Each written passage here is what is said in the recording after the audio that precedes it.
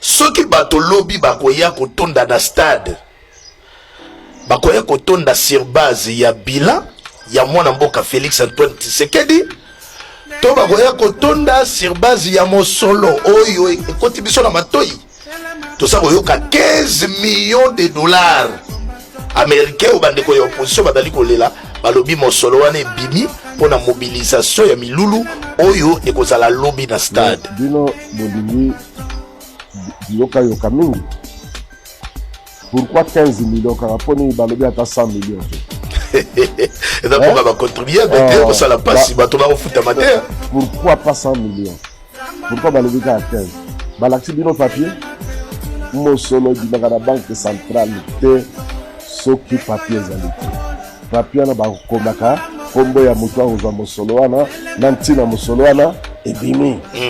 Ne va pas bino papier wana. Ndeko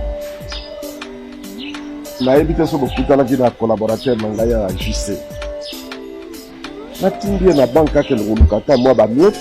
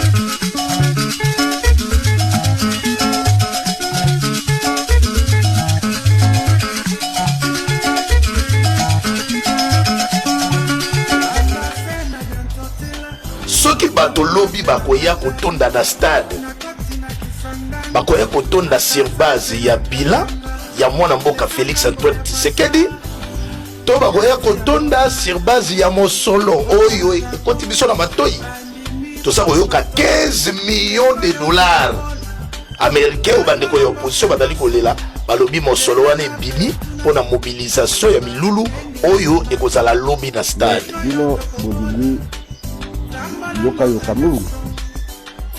Pourquoi 15 millions quand on balobi ata 100 millions?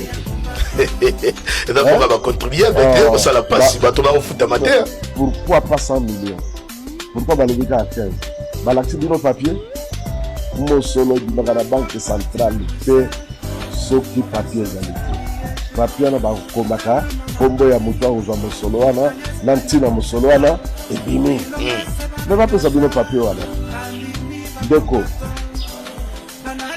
na ebite so bokutana kina collaborateur na ngai ya JC natindie na banka ke nguluka ta mwa ba mieux to biso beto luko ba biso bandeko bafuta ba ticket bakende pour soutenir action ya union sacrée de la nation batu basengeli kokende na bango senga bana Kinshasa en général bana mwamba en particulier to kenda lobby stade ya l'étonda banda to la sa soutien la biso la président de la République peut to promettre libela mandat ya libale il le mérite nous avons le bilan soki bato bakotonda te edali sur base ya bilan to balandi ne kania kaneka ke dara tango kabila yo omoni place nini azopesa kabila na parti na ngai na UNC lobby secrétaire général na biso Ili Kambale asalaki réunion na ba base na ba fédéraux pour yebisa bato ba mobiliser wabindongo bana tindi susu bakene olukana oyo ya mike mikro ya ngai oyo bafuta batitike so bapesa bambongo faut pas plus de ça. Honorable Benjamin, donc tu vas courir là, bilan et mon côté à Tata Ekolo. Bien sûr, nous avons un président de la République qui est aimé. Il a un bilan. Il a un bilan. Donc, je vais aller. Constitution la mission. Et nous dit, gratuité, il y a. Peuple congolais, ceux qui bloquent manifestation wana, vous m'invitez. Vous dites que vous avez le somme qui est en sala. Vous dites que vous avez le somme qui est en sala. Si on a vu que vous avez marche wana, si vous avez vu que marche wana, vous avez $200 pour passer dans le délai. Donc il faut payer $200 dans chaque moto. Castelingas, pas vous passer dans million. Vous avez passer dans 10 000 pour la télé. Mais bon, on va revendre la place à Malili. Ça ne peut pas la place à Malili. Il y a un peuple congolais. Ceux qui prennent la cause, ceux qui n'ont aucune marche, aucun stade de martyr, c'est $250. Na franc congolais à combien? $250. Na franc. C'est plus ou moins 600 000. Fois 85 000 places assises. Ah. Voilà, ok, bah on a dit là. Merci beaucoup. C'est pour décourager. Na pas sur il y a le déco. Yo on dit ma baie ko pèse 5 000 francs, 10 000 francs pour le moteur à botter comme na ram. Ba na copa my gold. Ba zali ko futa binoté. Ba maxele ba na université Minerval.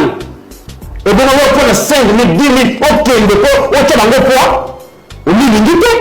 Merci beaucoup Nico Findike. En plus, chaque minute qui atteint 10, chaque minute qui 10 dans le stade de martyr, vous m'invitez. Nayebisi bino bana mboka toza lisusu na droit ya kondima bozoba oyo tozali kovivre te.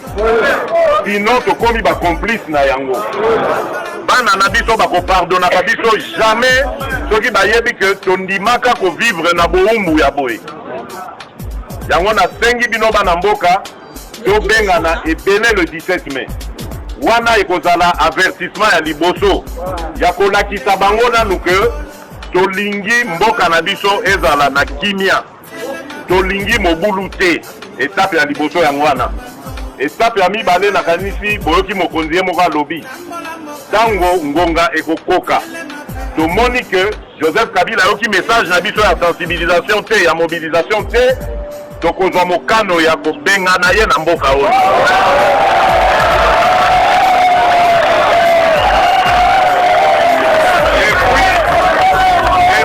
Tokozala na droit na yango. Naza koyebisa bino tokozala na droit na yango. Po bisika nyonso tozotambola. Baza koyebisa biso boye. Congo toyebi ke muto aza wana azali koviole makambo nyonso, a violé constitution, a violé accord oyo tosali, malgré que a violé constitution toyokeli mawa tolandi conseil ya président na biso tokei na dialogue epesi kaka ke a violé constitution. Bato baza koyebisa biso na bapaya babi bino bakongole bozwa initiative tokoboya yango te.